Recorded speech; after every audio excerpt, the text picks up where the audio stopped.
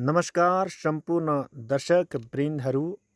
आज म यहाँ नेपालको गाउँको सुन्दरता, प्रकृतिको अनुपम उपहार र हाम्रो जीवनसँग गाँसिएको एउटा महत्त्वपूर्ण विषयमा केही कुरा राख्न चाहन्छु। तपाईँहरूले अहिले देखिरहनु भएको यो दृश्य केवल हरियो बिरुवा खेतबारीको तस्बिर मात्र होइन, यो हाम्रो जीवनको आधार, हाम्रो पहिचान र हाम्रो भविष्यको प्रतिबिम्ब हो। यो हरियालीले भरिएको जमिनमा किसानको पसिना मिसिएको छ, परिवारको सपना मिसिएको छ र उज्यालो भविष्यको आशा मिसिएको छ। यो भिडियोमा देखिने ठुल्ठुला हरिया पातहरू, वरिपरि फैलिएको प्राकृतिक वनस्पति र शान्त वातावरणले हामीलाई प्रकृतिको काखमा भएको अनुभूति गराउँछ। बिहानको सुनौलो घामले यी पातहरूमा परेको चमक हेर्दा लाग्छ प्रकृतिले आफैले सुनको रङ छरेर गाउँलाई सजाएको छ।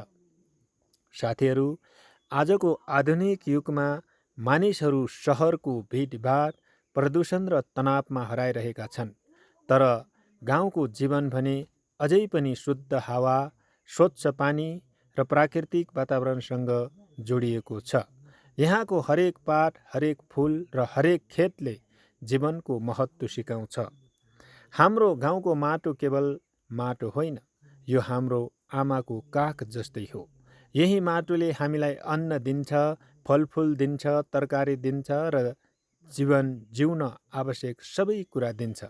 किसानले यही माटोलाई माया गरेर पसिना बगाएर र दिनरात मेहनत गरेर उत्पादन बढाउँछन्। त्यसैले किसानलाई देशको मेरुदण्ड भनिन्छ। हामीले बजारबाट किन्ने हरेक अन्नको दाना, हरेक तरकारी र हरेक फलको पछाडि किसानको अथक मेहनत लुकेको हुन्छ।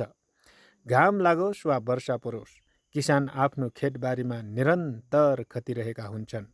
उनीहरूको यही समर्पणले देशलाई आत्मनिर्भर बनाएको छ। प्रकृतिले हामीलाई धेरै कुरा दिएको छ, तर बदलामा हामीले प्रकृतिलाई के दिएका छौँ? आज जङ्गल फडानी, वातावरण प्रदूषण र प्राकृतिक स्रोतहरूको अत्याधिक दोहनका कारण वातावरणीय सङ्कट बढिरहेको छ। यदि हामीले समयमै प्रकृतिको संरक्षण गर्न सकेनौँ भने भावी पुस्ताले यस्ता सुन्दर दृश्यहरू केवल तस्बिरमा मात्र देख्न पाउनेछन्। त्यसैले हामी सबैको दायित्व हो रुख रोप्ने, वन जोगाउने, पानीका स्रोत संरक्षण गर्ने, प्राकृतिक सम्पदाको सम्मान गर्ने।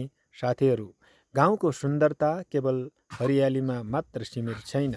यहाँको आपसी माया, सद्भाव, सहयोग र संस्कृतिले गाउँलाई अझ सुन्दर बनाएको छ। गाउँमा एकजनालाई दुःख पर्दा सिङ्गो गाउँ साथ दिन्छ। यही एकता र भाइचाराले हाम्रो समाजलाई बलियो बनाएको छ। आजका युवाहरू विदेश र सहरतिर आकर्षित भइरहेका छन्, तर गाउँमा पनि अथाह सम्भावना लुकेको छ। आधुनिक कृषि, पशुपालन, पर्यटन र स्थानीय उत्पादन मार्फत गाउँमै बसेर राम्रो आम्दानी गर्न सकिन्छ। यदि हामीले आफ्नो गाउँलाई माया गरौँ भने गाउँ नै समृद्धिको आधार बन्न सक्छ। यो हरियालीले हामीलाई धैर्य सिकाउँछ, यो माटोले हामीलाई मेहनत सिकाउँछ, यो प्रकृतिले हामीलाई सन्तुलन सिकाउँछ र यो गाउँले हामीलाई जीवनको वास्तविक अर्थ सिकाउँछ।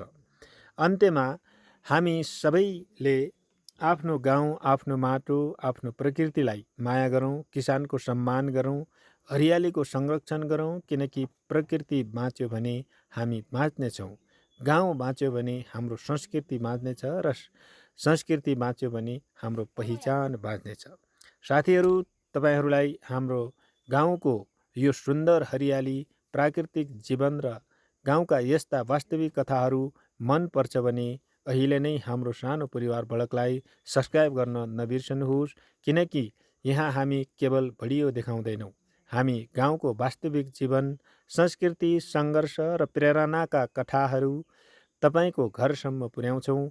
अर्को भिडियोमा अझ रमाइला गाउँघरका दृश्य, परम्परा र अनौठा अनुभवहरू लिएर फेरि भेट्नेछौँ। तबसम्मका लागि सुरक्षित रहनुहोस्, प्रकृतिलाई माया गर्नुहोस् र हाम्रो सानो परिवार बलकसँग जोडिरहनुहोस्। धन्यवाद।